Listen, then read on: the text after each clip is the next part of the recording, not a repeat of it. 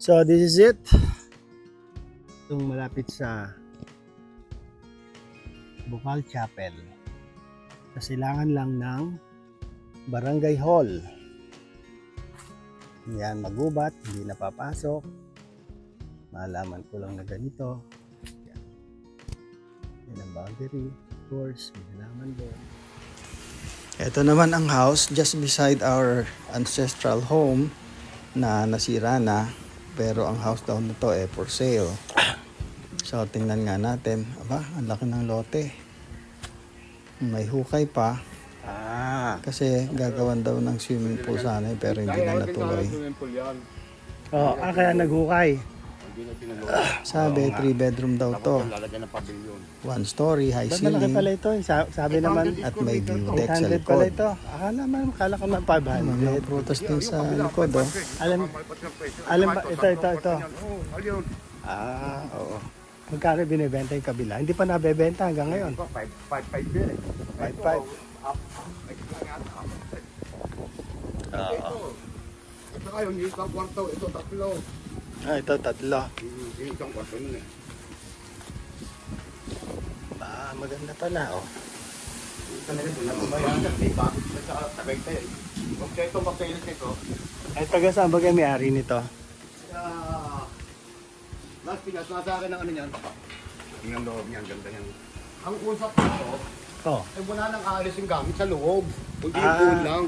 Ibig sabihin ay kasama ng furniture? Lahat yan. Basta ang kukunin nila. Ay yung... Lahat na kasama nung laman. Lahat yan. Basta ang kukunin lang yung puon. At minana pa raw siya, ninuno yun. Okay.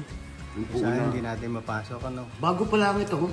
Alam ko naman. Ano nga? Bago pa to. Aba, 3 kwarto pati niya. Ay, doon ay isa. Isa, dalawa. Isang kwarto na. Isa, dalawa. Baka nandito sa kabila yung isa. Ito, ano? 3 yan, ito mo. Isa. Oo. 2. 3. Oo. 3 yan. Teka, sandali natin ako itong kabilang side na to.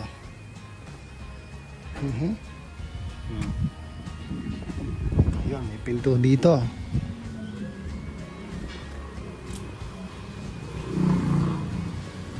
Ito. Dito, tatayuan sana ng swimming pool ng may-ari. Kaso, nagbago ang isip.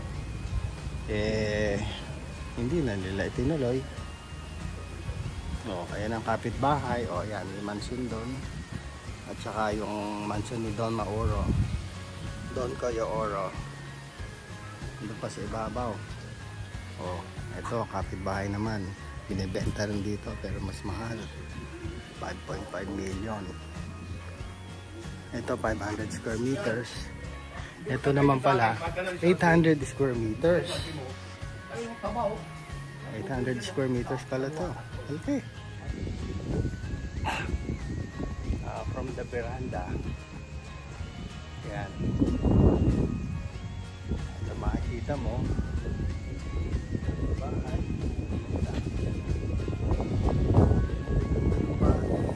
Ito na ang view deck. Napunta sa taas. Meron silang view deck dito.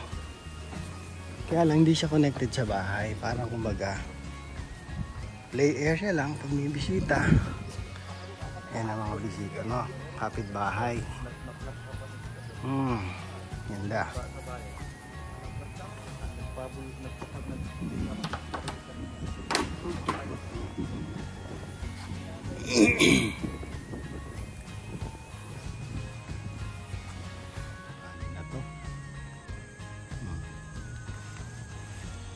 Ito naman yung ancestral lot na dito dati nagbahay yung mga lola ko.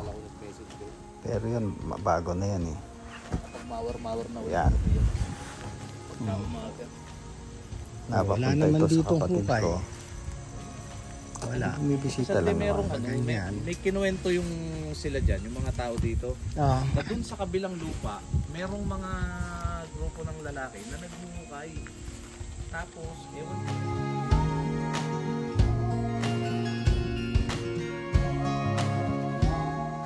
Ito ay sa pathway.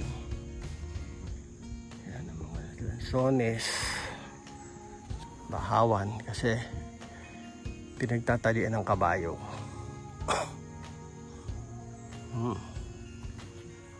Ito naman kami sa Pailaya, Silangan.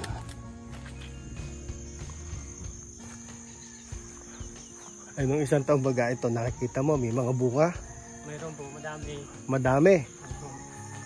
Ay, sinong nag-aano baga? Si Jojo yata nag-aano dito, di baga?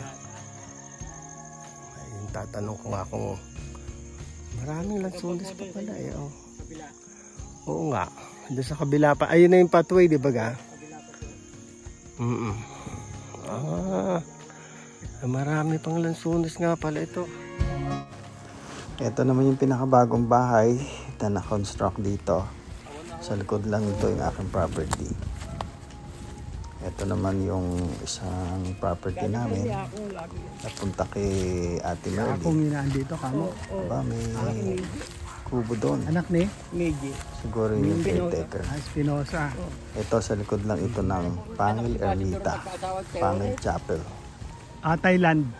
Thailand o, sa Burlongan o. Oo, Borlongan. Pero wala na sila doon.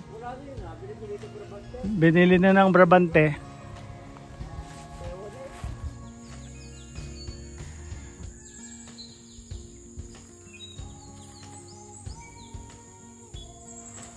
Ito, balik tayo kami dito sa pathway kasi pinatamnan ko ito ng mga puno ng nyug kasi matataas na yung iba. So ipapahapay na. Yan. First day, naka 45 puno na tanim. And the second day, another 45. Itong Lanzones na to. Yan. Ipapaputol ko na to. Aba, marami pa rin mga nyog na dapat itanim. Yeah.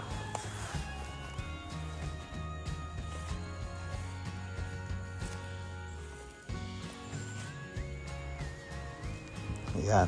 Lumipat naman kami dito sa dalawang matang tubigan na property din namin na napunta kay Ate B. May puno na yon. Ang gitna, bangbang. Pahaba, paibaba. Yan yung mga puno ng Lanzones. Hanggang doon sa may mahalaman na yon. Lalo nasa bangbang. Nasa gitna ng bangbang yung lupa. Ni Ate Nena na binili ni Ate Merly. Dito naman nasa Silangan kay Kuya Nardo na ibinenta kay Iwat. At yung kabila naman doon, yun naman ang may-ari ay mga kubar. Kabila ng lupa ni Ate Nena na binili ni Ate Merly. Okay.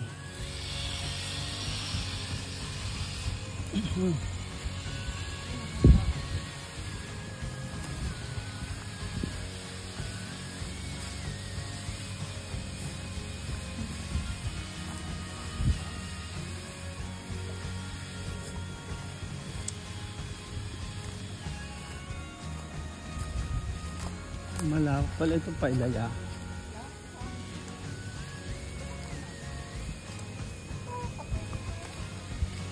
Asan na yung Kalib Kiban?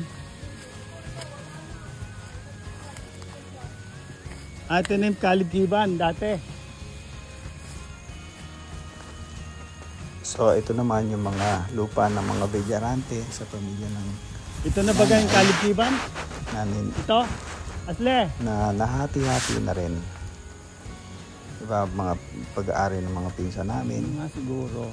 I remember, merong May paahon na dito ah. Kalib Koprahan dito.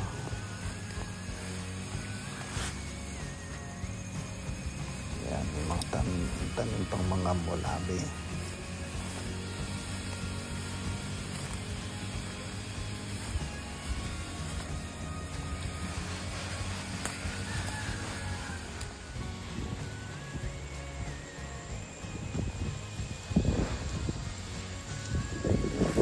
So this whole property belongs to the Villarantes na nahati-hati na. Ngayon ang Ulya. Ang makasaysayang Ulya. Katabi nito ang grotto Nuestra Señora de la Porteria ang imahen ng mga naglalakbay. Nuestra Señora de la Porteria